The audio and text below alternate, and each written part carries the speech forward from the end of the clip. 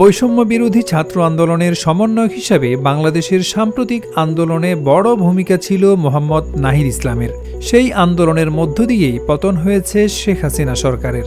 এরপর ডক্টর ইউনূসের নেতৃত্বে দায়িত্ব নেয় অন্তর্বর্তী সরকার, যার ডাক টেলিযোগাযোগ ও তথ্য প্রযুক্তি মন্ত্রণালয় এবং তথ্য ও সম্প্রচার মন্ত্রণালয়ের উপদেষ্টা হয়েছেন নাহিদ ইসলাম।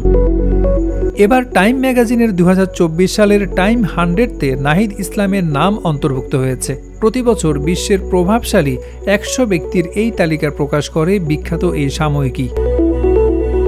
টাইম ম্যাগাজিন নাহিদ সম্পর্কে লিখেছে, আন্দোলনের অনেক নেতার মধ্যে নাহিদ অন্যতম।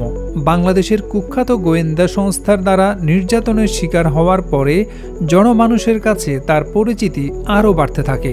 নোবেলজয়ী ডক্টর মোহাম্মদ ইউনূসের অন্তর্বর্তী সরকারে জেনজির ২ উপদেষ্টার একজন নাহিদ, অন্যজন হচ্ছেন আসিফ মাহমুদ সজীব ভুঁইয়া।